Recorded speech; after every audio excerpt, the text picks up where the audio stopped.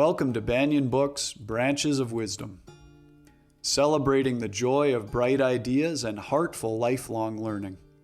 Branches of Wisdom is a series of intimate conversations with the world's most influential authors and visionaries. We explore spirituality and the human mind, ecology and culture. Most episodes are recorded with a live audience. You can join our live events and submit questions to your favorite guests. Check out our upcoming schedule at banyan.com. Since 1970, Banyen Books has been a rich oasis at the crossroads of wisdom and philosophy, offering resources for humanity's evolving paths. We're a locally owned, independent bookstore in the heart of Vancouver's Kitsilano neighborhood. Visit us in person or shop online at banyan.com. Please subscribe, follow, like, and leave your reviews for the podcast. And now, enjoy.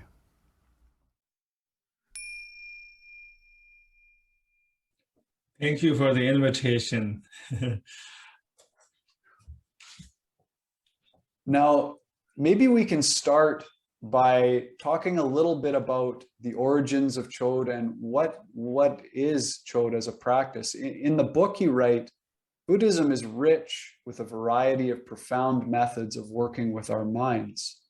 Among them, Chöd is undoubtedly one of the most radical and powerful. Can you help our audience just understand the essence of what Chöd practice is? Thank you for the question. It's a really wonderful question.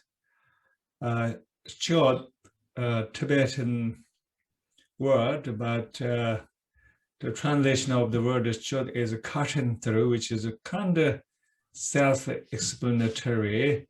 It gives this sense that the Chöd is a practice that is not so linear. It's not like that there's a whole stages of the path, but it's more like you go to the heart of matter and basically cut to the root of suffering in an immediate fashion. Sooner the better, of course, so we don't have to suffer. But its root lies in Paranjana Paramita Sutras, or the Sutras of Transcendent Wisdom. These are recorded teachings of Buddha embraced by many Mahayana Buddhists, like Buddhists in China and Japan, of course, in Tibet. And these sutras often talks about emptiness, or the Mahashinya, great emptiness. And then Machi Labdun, this female Tibetan master from the 12th century, combined the wisdom of the Paranjana Paramita Sutras and the methods of Tantric Buddhism of Vajrayana. Tantric Buddhism is quite unique among other Buddhist practices because it uses different unrich methods from other other Buddhist practices, like visualization, working with mandala, and also deities, and also they use a lot of chant, movement, like sacred dance, and a lot of sacred significances. But it's very powerful what she has developed. And there's even this story that after Machi Labdun, the Tibetans will go to India and they would import Buddhist teachings from India to Tibet. But with her development of this Chöd, there was a big shift happened in that whole Buddhist history of Tibet, and that even Indians began to embrace Machi Labdun's teaching, especially Chöd. There was kind of a huge shift in history because till that, India was regarded as the guru or the spiritual elder to Tibet, but from their own some Buddhist teachings developed by Tibetan masters actually went back to India, and Indians embraced it. It's like Indians were given this kind of almost recognition that now Buddhism is developed, fully matured and independent. And so, yeah, you don't have to come to India and to learn anything from us. But anyway, I think her teachings are usually very profound, and even today you can have access to her teachings, and they're very powerful and contemporary, almost like she wrote them yesterday or something like that, even though she wrote these teachings during the 12th century. I think she really understood the human condition and how our mind works, and she also understands the very much all the neurotic patterns that we human beings go through. But the whole approach is actually to journey into your own psyche, and sometimes our psyche or our consciousness is described as a haunted ground, like a cemetery or scary cemetery. Cemeteries can be quite scary and gruesome and a little bit even a morbid back in Tibet, not like cemeteries in the Western world, which are sometimes so lovely, you know, like a park almost. And so she used the haunted ground or cemetery as often analogy or metaphor to describe some of these places in our own psyche and our own consciousness. And then she used often archetypes like basically cultural archetypes such as demons to describe our human neuroses, like maybe like demon of hatred or demon of anger, like the inner demons, I think, which is a kind of universal idea. And then the whole idea is not to just spend a lot of time in meditating, which would have some benefit, but you know, we could be meditating rest of life, but really won't get anywhere. Still, we would be, you know, dealing with very much the root of suffering. And also, she realized that sometimes spiritual people, even Buddhists, spend a lot of time on analysis, but analysis can be very intellectual. So she invites us to literally confront with our own neuroses, not just intellectually, but experientially, like almost even energetically invite them and recognize where they are and name them and then confront them. And sometimes you can even kind of visualize your inner demons in a particular form. Of course, in Tibet, you know, they use all these kind of archetypal demons, which we have plenty of them, except we don't have a spaghetti monster, but we might have a samba monster or tukpa monster, tukpa like Tibetan noodle. But anyway, yeah, so you can actually use all these archetypal demons, monsters as a purely kind of almost allegory or imagery to illuminate these inner demons in your mind, and which can be really quite powerful. I sometimes recommend people to use like the archetypal demons, monsters, which are maybe quite popular in the Western world. For example, when people practice Chöd with me, sometimes I tell them to like even use some allegories, imageries from maybe famous book or novel, or maybe even a Hollywood movie, like in Lord of the Rings, the Gollum is like a wonderful and mischievous character I think Lord of the Rings is a great movie, but without Gollum, I don't think you want to watch the whole 3 sequels. But the Gollum is a really entertaining, and it brought so much life to the movie. So I tell sometimes people, just visualize your ego in the form of a Gollum, and then you don't have to be very serious. You can kind of laugh at yourself, but at the same time, it's quite actually powerful to use that whole allegory to think that you can even visualize your own ego in the form of a Gollum. Just know that there's a Gollum who's a kind of mischievous, self-conflicted. Sometimes he has some goodness, but he's very much conflicted. And so in the Magic Labdon's teaching on the Chod, she invited us to almost like picture, imagine our own neuroses, inner demons, and all these forms, like all these imageries. I think she maybe realized that if you do that, then your whole self-reflection won't be just some kind of conceptual analysis, but it would be like really embodied, very much a loving experience, and that works even more like visceral level. And that's why I think it's quite powerful.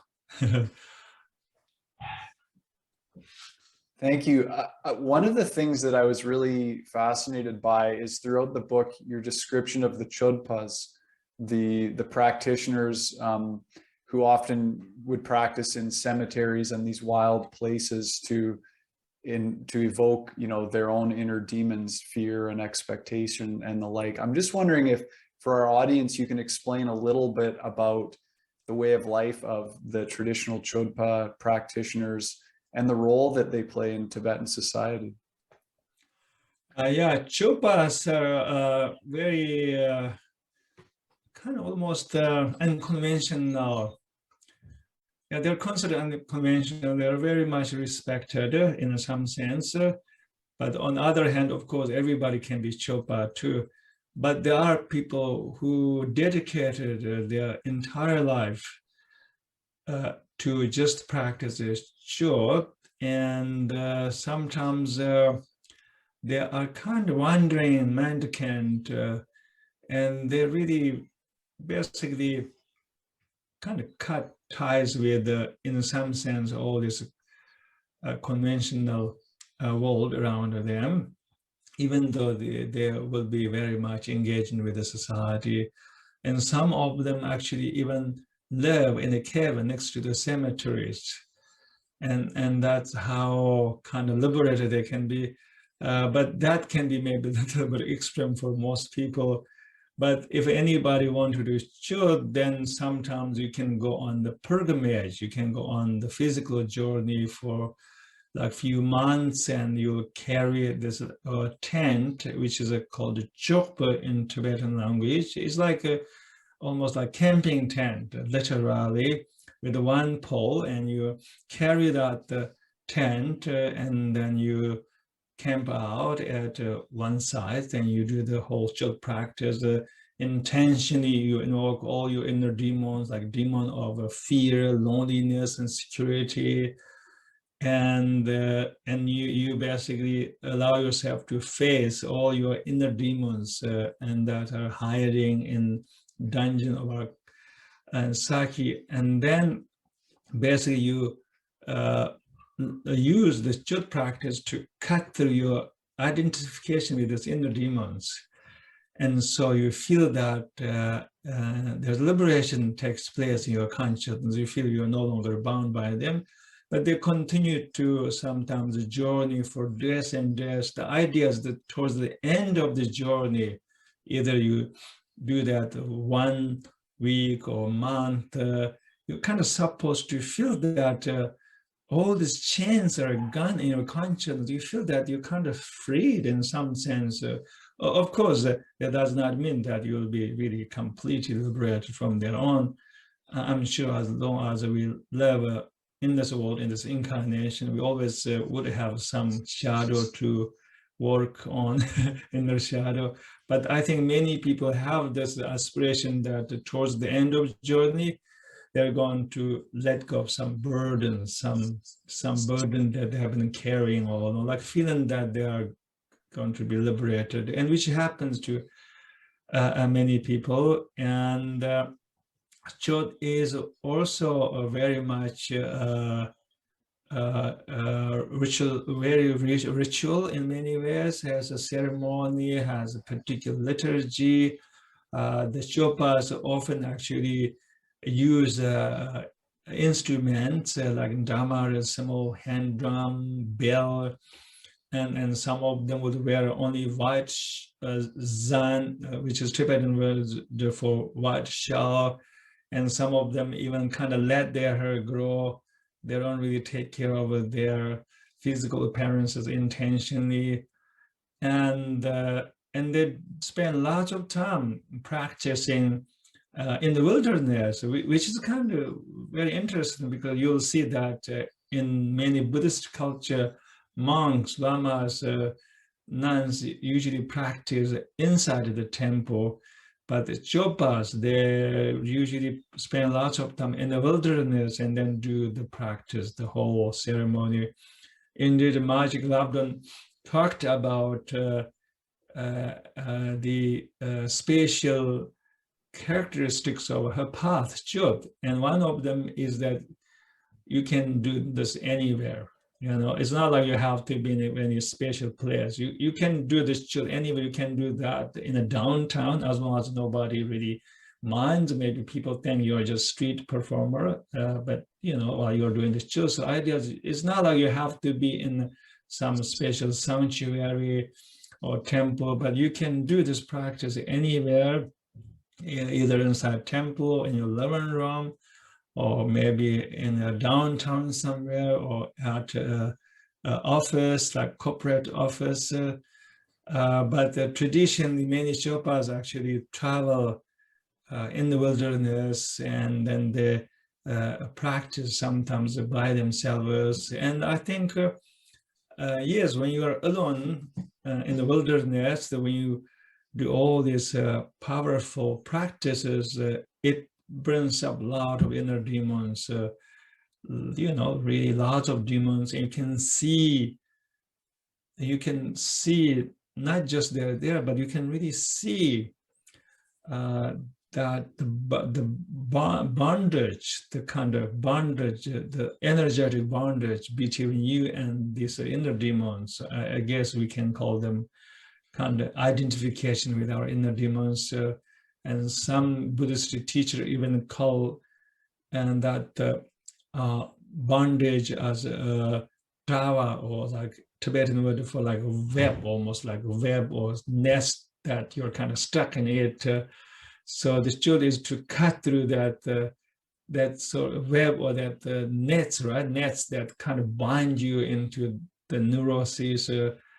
Yeah, that's the way of a chodpa. And also in old days in Tibet, we, of course, as always, we had people who have sometimes very powerful emotional upheavals, maybe like you might say psychiatric break in the Western language, but we didn't use any kind of psychological word. But you know, we had cases in the old days where people just go crazy, but there are no therapists, there are no psychiatrists who can prescribe all these medications. And usually, you know, not too many people want to deal with somebody who's having a like psychiatric break. Lamas are not always ready to deal with this situation, but they always take to the chodpas. Chodpas are ones who are brave enough to welcome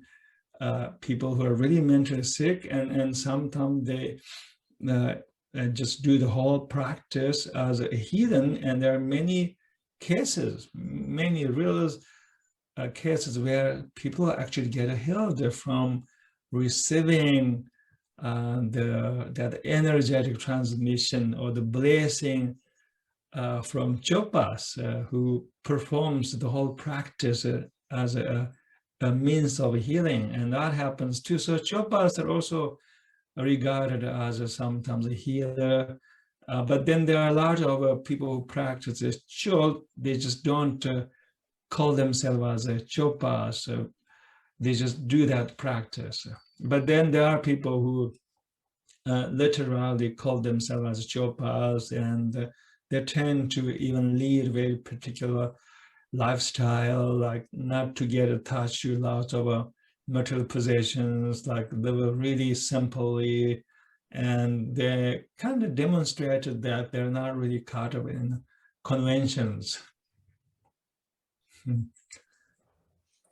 One of the things I love is that, of course, there's these chodpas who maybe are living more on the fringes of society, but in the book, you really show us how we can practice chod in everyday life. And you use this kind of framing of the haunted ground in these different aspects of everyday living.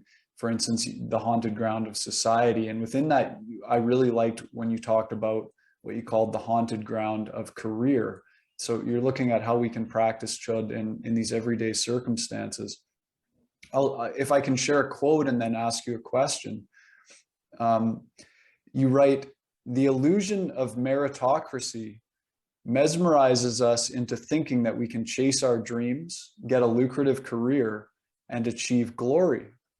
Yet the harsh continual competitiveness and stark comparisons to others leaves us feeling left behind, jealous, and deficient.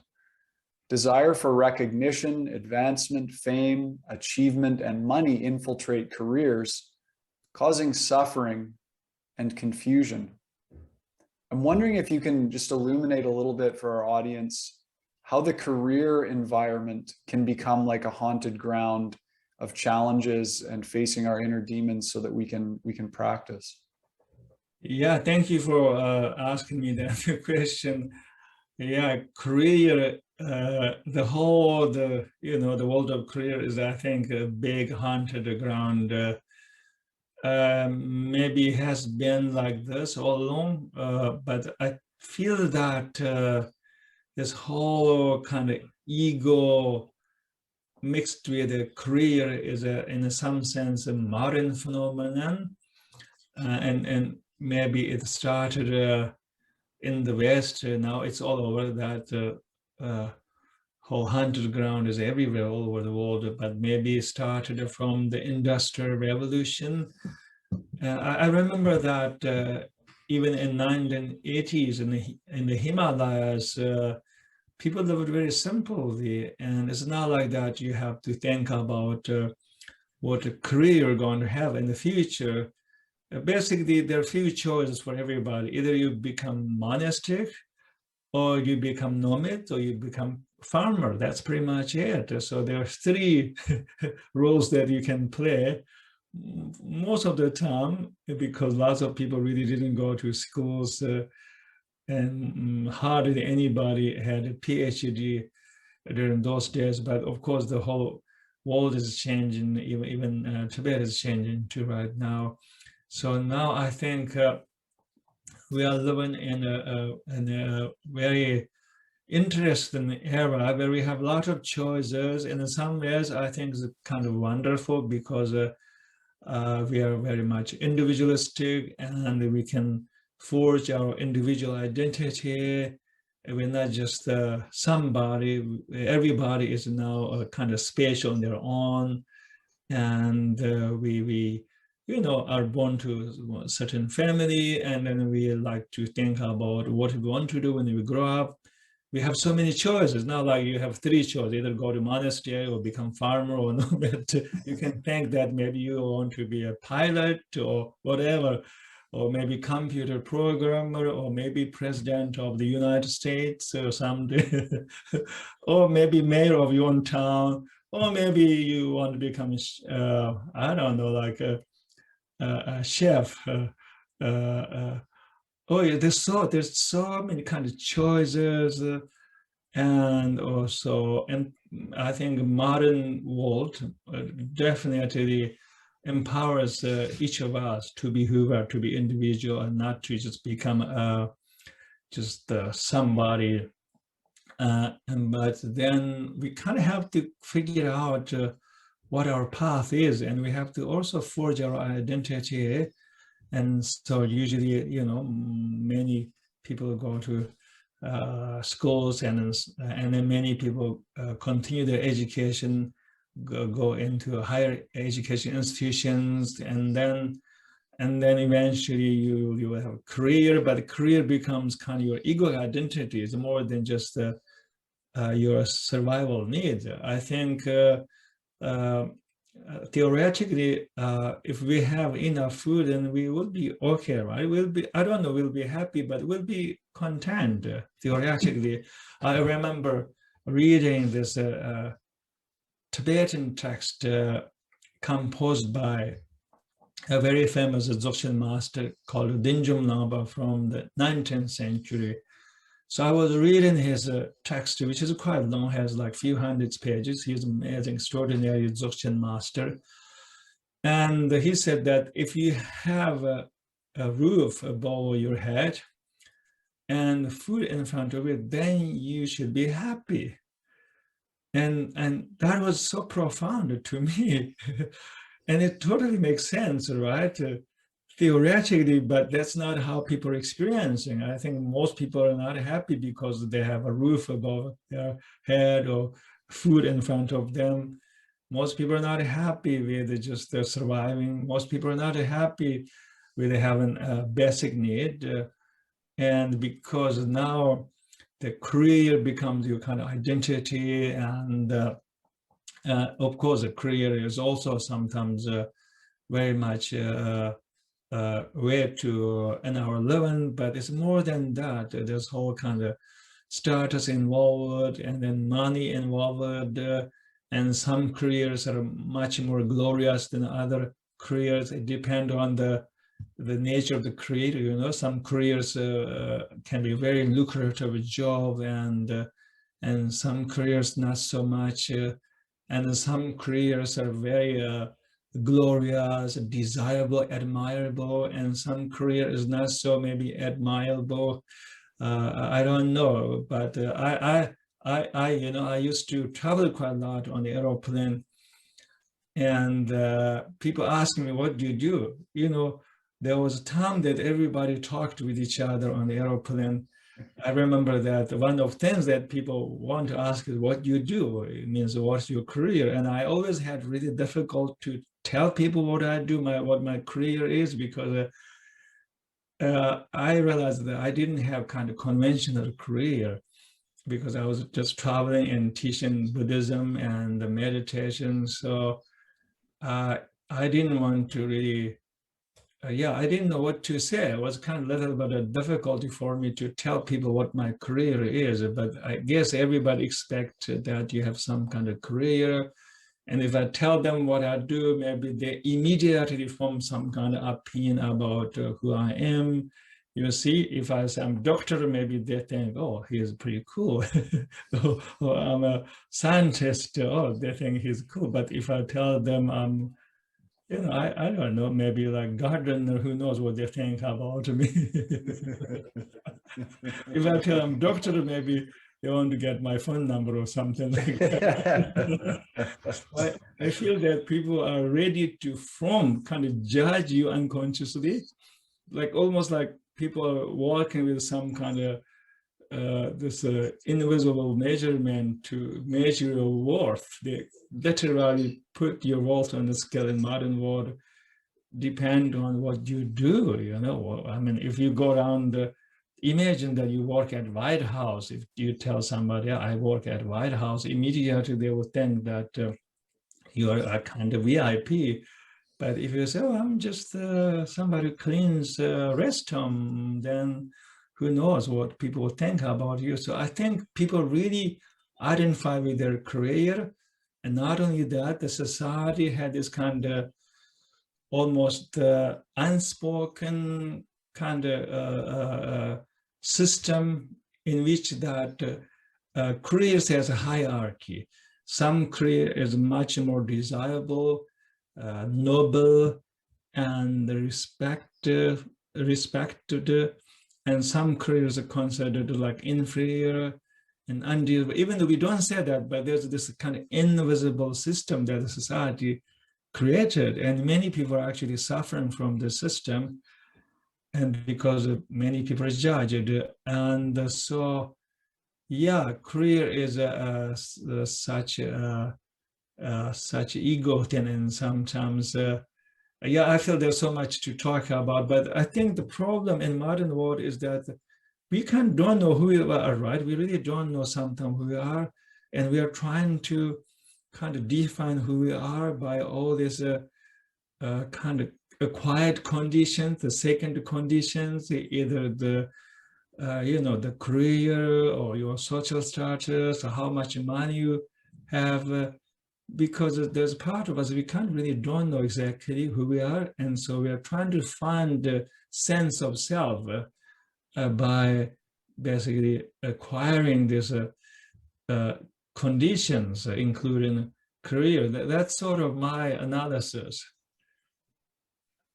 Thank you. I just, as a side note, I wonder, does Buddhism have any view on, like, in Western society, we've kind of got this commonly accepted view that self-actualization is really important. In other words, like expressing ourselves in a certain way. And I think career often is the form that takes. What would be the Buddhist view, or even the view in Chod practice on that?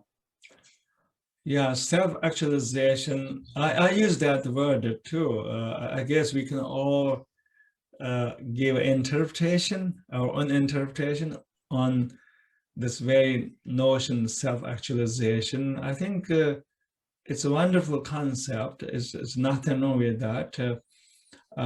But I think self-actualization, in my understanding, is that you kind of know who you are, basically. You don't really have to go around and trying to find some kind of recognition from anywhere, from society. You kind of know who you are, you're confident, you are kind of happy with yourself.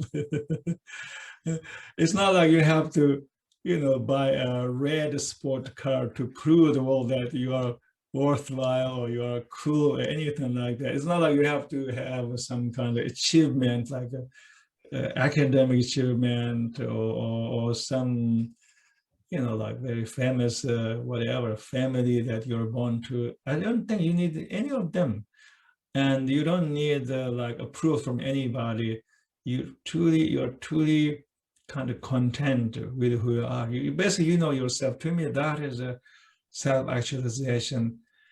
And I think questions kind of how we can get there, right, to that self-actualization. And in some sense, you could say Chöd is actually a practice that allows us to, actualize our authentic self, because the other side of the self-actualization is ego. Ego is the hindrances to the self-actualization, which is kind of contradictory, right, in some sense. Because ego wants to be everything, right? On the other hand, ego wants to be happy, ego wants to be spatial, and sometimes even ego wants to be enlightened itself. Even ego wants to actualize authentic self, but then ego is the hindrances to the self-actualization, and therefore like self-doubt, self-loathing, and the kind of feeling not good enough or feeling shamed. And then as we know, that ego constantly compares with others, right? I mean, our ego often compare us with the other people, and then kind of finding and that maybe we're not good enough as somebody, so we feel ashamed or inadequate, and then ego says, oh, you're better than that person, so we feel like a little pride, unhealthy pride. And so to me, the ego is the hindrance to self-actualization. So the true self-actualization really comes into being by basically not being trapped by one's ego. But to do that, first the need of awareness. I think we have to be fully aware of our own ego. And that's very challenging then, because first, I don't know how much we even talk about that to become aware of ego. Obviously, the secular society really doesn't encourage us to become aware of our ego, kind of almost like glorify ego, right? Secular world sometimes glorify ego, like secular world kind of says the more ego you have, the better you are. I mean, you know, we have sometimes a kind of celebrities, politicians who are very much admired by people, but sometimes what they embodies is kind of purely ego and pride and self-centeredness, unfortunately. So I think the secular world doesn't have a sacred model. That's something I worried about. At least if you go back to ancient culture like Tibet, I'm not saying that Tibet is perfect. I'm not saying that, but at least we had, even today, like sacred models. And if you ask me, who are the Tibetan celebrities? It won't be movie stars. It won't be like billionaires. By the way, there's no billionaire Tibetan right now on earth. It's non-existent. So isn't that funny? So they're not really famous Tibetan movie stars.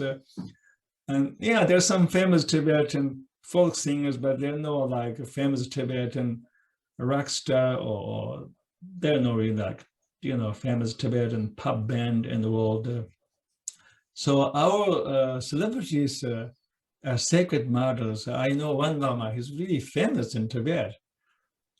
And he's perhaps the most famous. His name is Khampo Strimlod. I know him. He lives in Tibet. He's monk. He's a humble monk, but he's the most famous in Tibet. He's more famous than Tibetan singers, or I mean Tibetan pop singers. We have some pop singers. He's loved.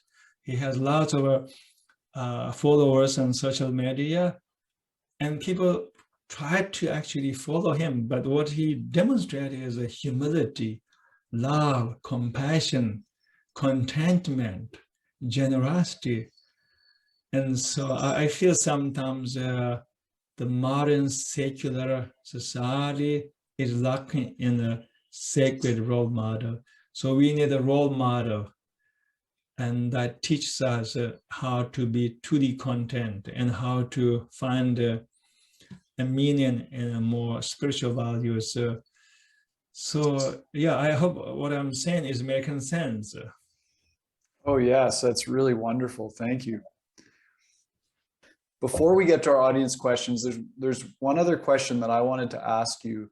And you talk about it's very important for us to really understand the view or the philosophy, the underlying foundations of Chöd practice. You tell us that the whole outlook of Chöd is based on the wisdom of emptiness. And the name for this emptiness is shunyata. And at the end of the chapter on emptiness, you write, this path requires diligence and honesty in investigating the nature of reality, not clinging to anything no matter how much we cherish it, but seeing it as being of the same empty nature as everything. Can you illuminate for us the nature of reality as emptiness or shunyata, and explain why this understanding is really the foundation for all Chöd practice? Yeah, I was hoping that you would not ask that question. So sorry. I think the prayers didn't work. I'm joking too.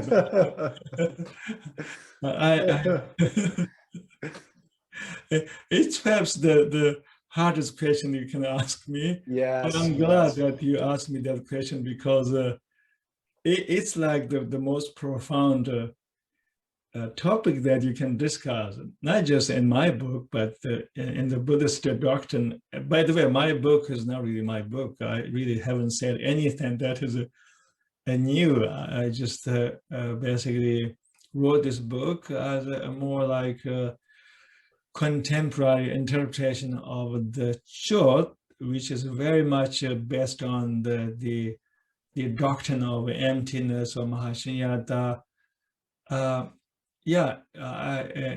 Emptiness is kind of Buddhist version of the absolute truth. I guess every religion has their own version of absolute truth or the ineffable.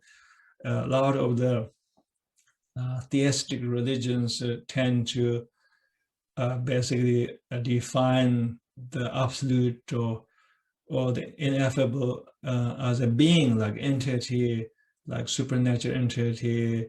But in Buddhism, because it is a non-theistic tradition, and so there's no really some kind of supreme omnipresent being as the absolute. Instead, emptiness is the absolute truth.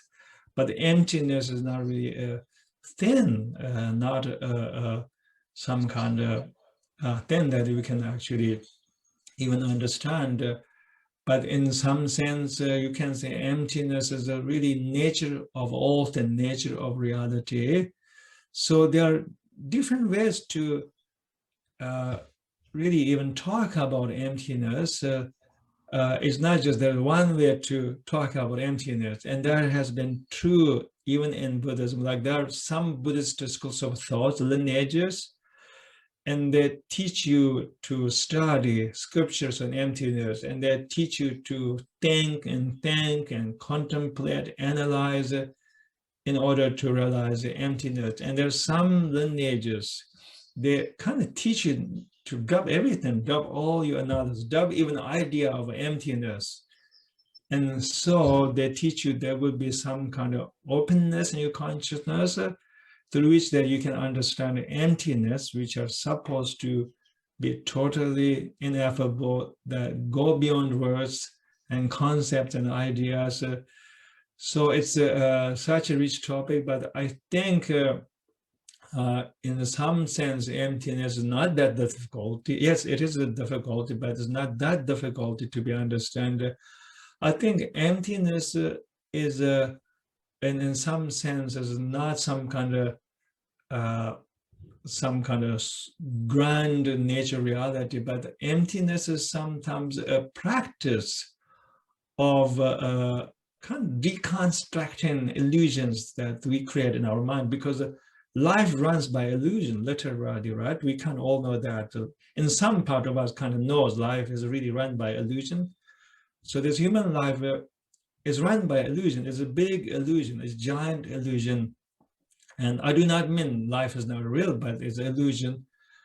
And even like lots of things we do is kind of illusion, because we constructed the very notion of reality by our own mind, by our belief systems, concepts, idea. I talk a little bit in this book, like for example, right now I'm here in California, but what is California, right? I mean, there's no really California where we can say, well, there's California. You can look at the map.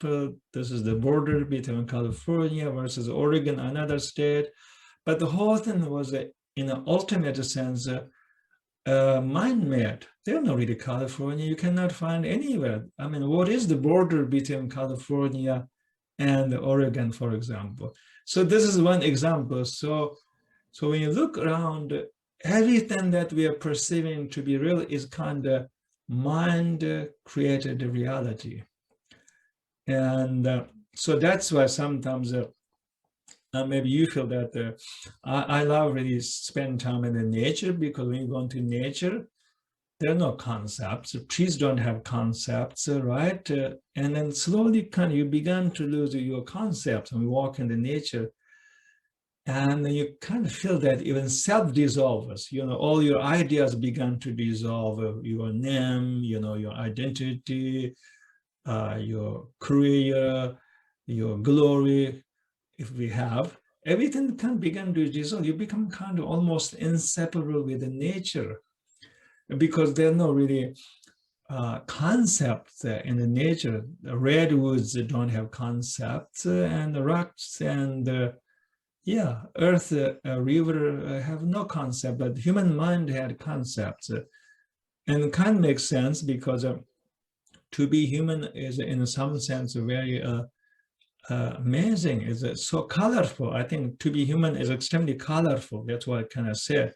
Really, really colorful. And but so we have this amazing mind that can think, that can create stories, narratives.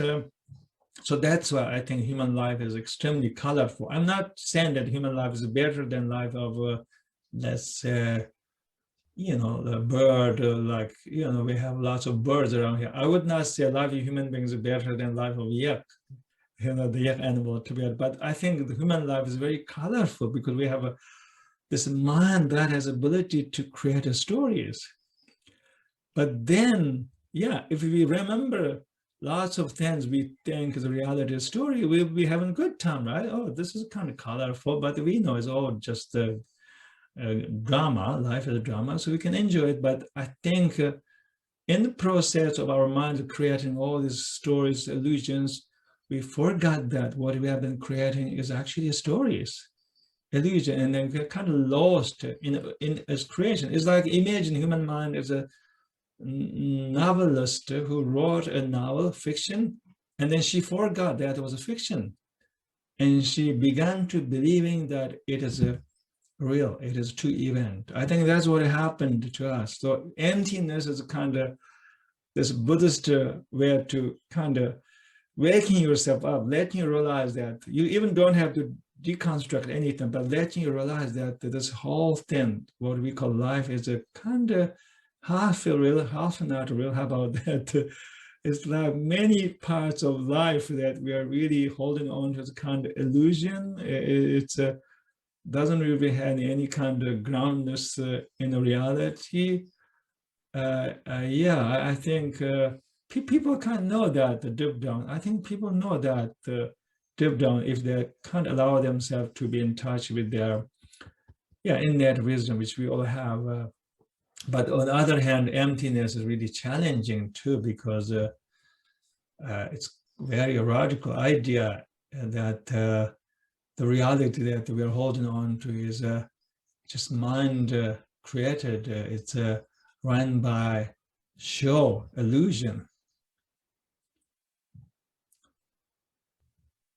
Thank you. Thank you so much for fielding that question, despite your prayers to the contrary.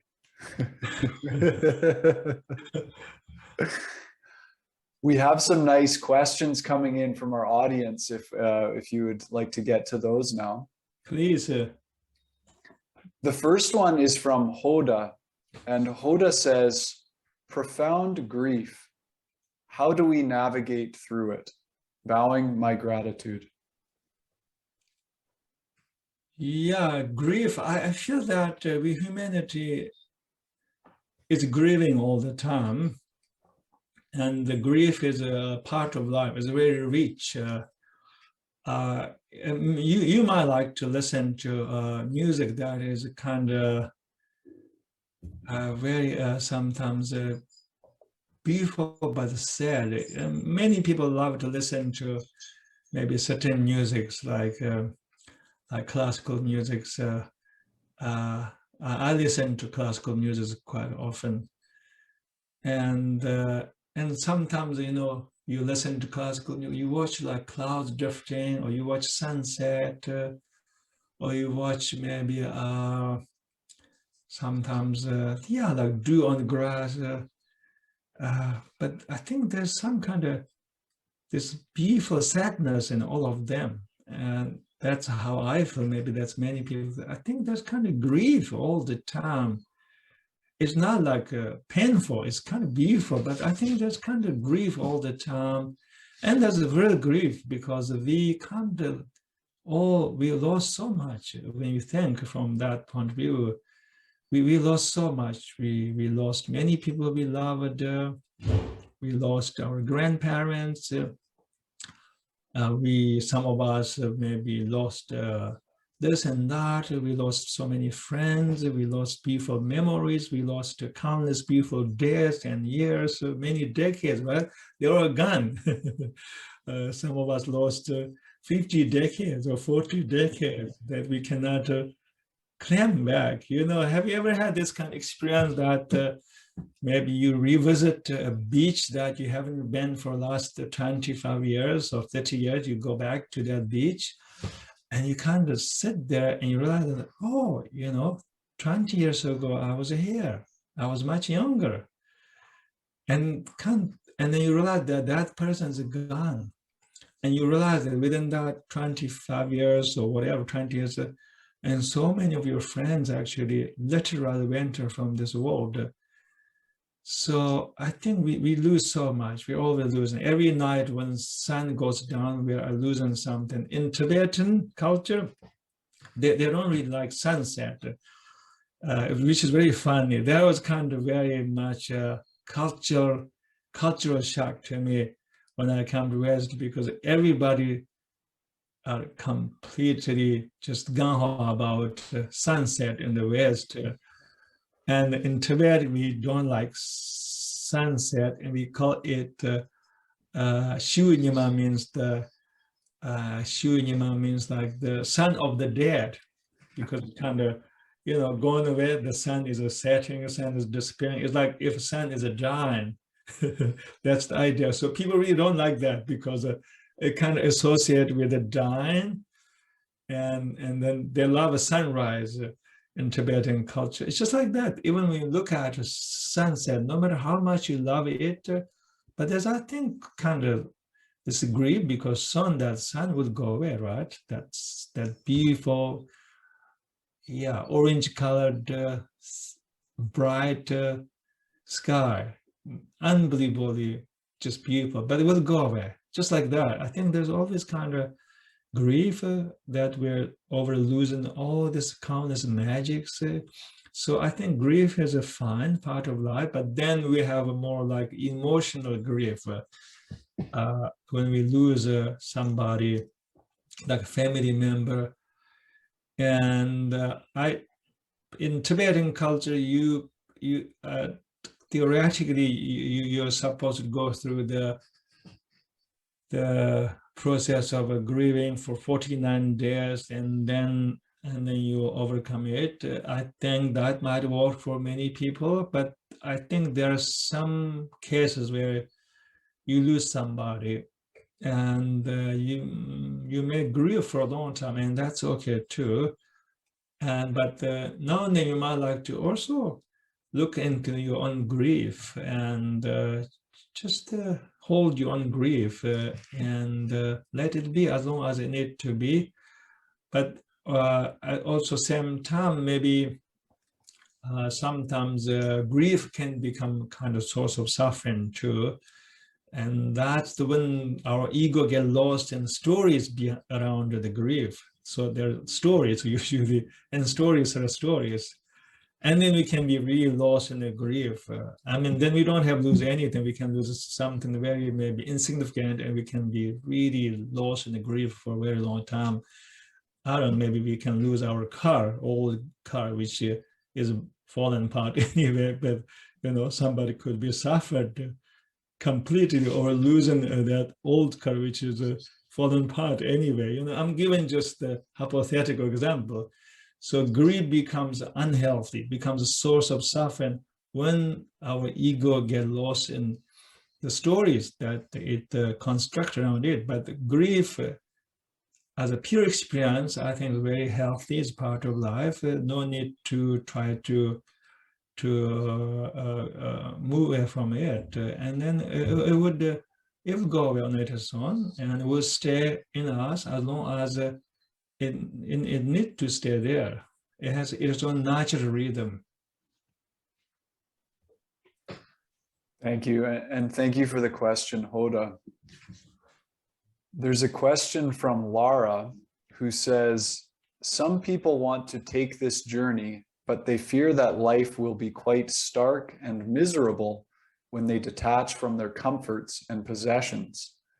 How do we deal with these fears? Let's say, I don't think this path is about detachment. No, it's not about detachment. Detachment is like this idea that you totally cut ties with the world, and you kind of turned your back against the world, and close your heart completely to the world. And not just you close your heart to the miserable part of life, but the beautiful part of life too, which is not a very healthy thing to do. detachment to me is you're kind of closing your heart to everything, all aspects of life.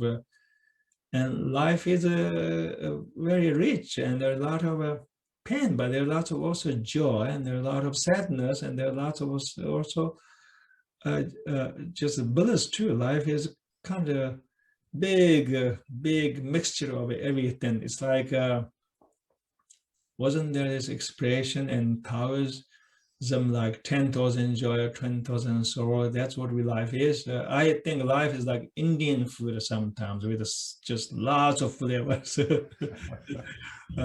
Perhaps you all had Indian food. I think Indian food has a is very unusual, because I think they can put lots of spice together that usually don't mix very well in other cuisines. Maybe I don't know how to cook Indian food, but what I know is that they put lots of spice into one dish. So life is like Indian food. Can I say that? It's just filled with all kinds of texture, flavors, bitter, sweet, sour. And to me, detachment is you kind of close your heart to all of them.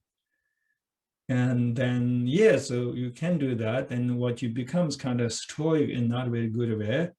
And ego kind of find a comfort in that, being stoic, because then you don't have to feel anything. You don't have to feel the joy, but then you don't have to feel the sadness, something like that. You don't see the beauty, but then you don't have to see kind of the misery part of life. You kind of close everything to all these rich flavors of life. But then you can be stoic, and ego loves to be very stoic sometimes, because then you don't have to feel anything.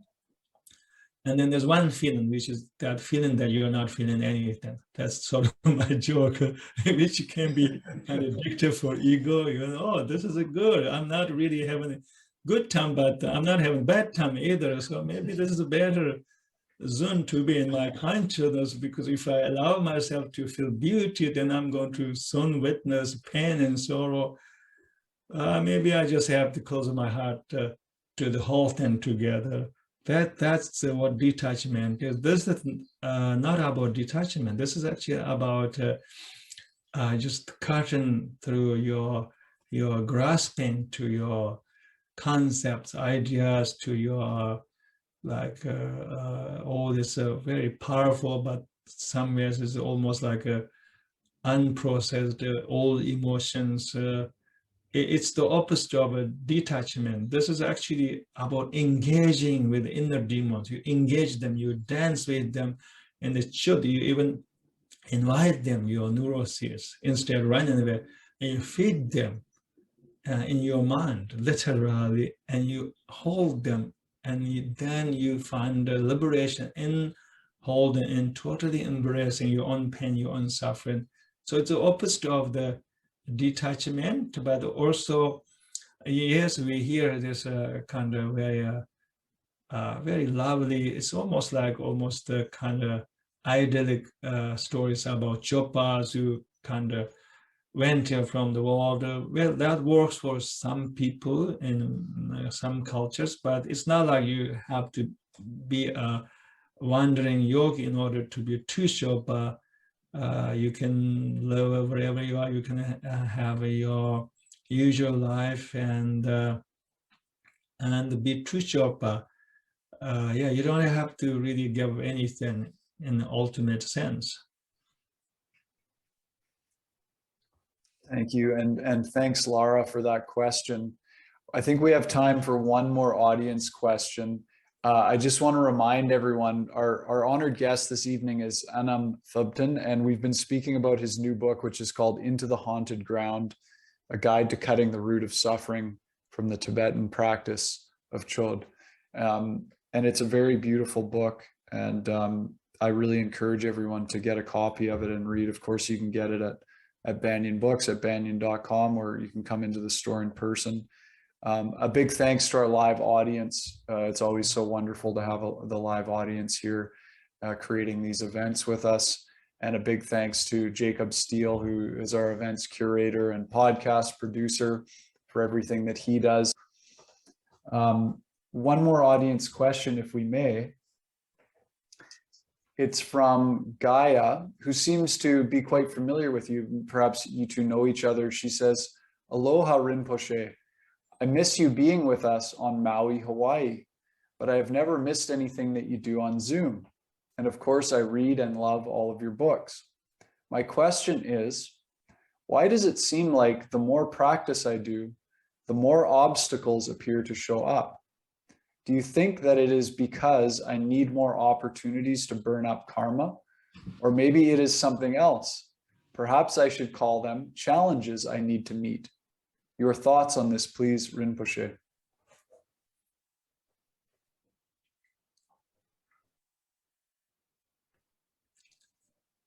Yeah, there is, of course, this idea that the more you travel on this journey, more obstacles will arise. So you can use them to whatever advance or make progress along the path. But I don't think that the practice, the journey that you're on, are going to bring more obstacles. I think obstacles just part of a life somehow. It's like a season. Life has seasons, and there are periods in our life we feel that somehow life is intentionally challenging us, and then there are periods in our life everything becomes kind of easygoing and benevolent. So life is like the cycle of a year has all these different and seasons. So I would not really say that your journey will create more obstacles so you can purify karma. I would not say that. I mean, it sounds wonderful, but I would not say that in some sense. Wonderful because it seems like somehow the practice, your spiritual practice, is causing all these obstacles instead of the life. At least a blessing, right? But I do not look from that point of view. What I think is not to have so much idea about that. Just let go of your ideas about that, but kind of to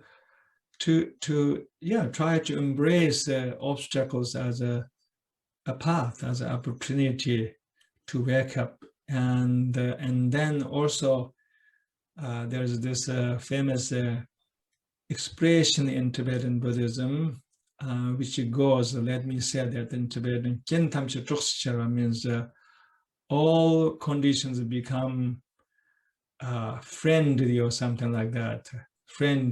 Become your friend. All conditions become your friend. And that means that if you just literally take in all circumstances, the ones that are challenging, ones that are not so challenging, as just part of the path. And so you can work with these conditions, and some conditions will give lots of you hope, ambition, and you look into that inner demon and cut through identification with that inner demon. Some condition will bring about your fear and insecurity, then look inside and use these conditions as a path so you can arise above the demon of fear, demon of insecurity. I hope that my answer is what you are looking for. Nice to hear from you, Gaia. Best wishes to you. Thank you, and thank you, Gaia. Thank you so much for being with us this evening. It's really been a great benefit for all of us to be in your company and to hear what you have to share. Thank you so much. Thank you. Thank you for the invitation. Thank you.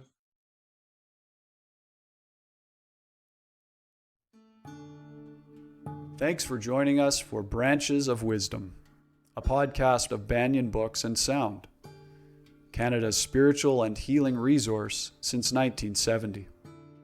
Our podcast producer is Jacob Steele. The show is edited by Abdo Habani. And I'm your host, Ross McKeechee. Watch all our conversations on YouTube by searching for Banyan Books, or listen on your favorite podcast platform. Please subscribe, follow, like, and leave your reviews and comments. We love to hear from you. For all our live events, books, and more, visit us at banyan.com.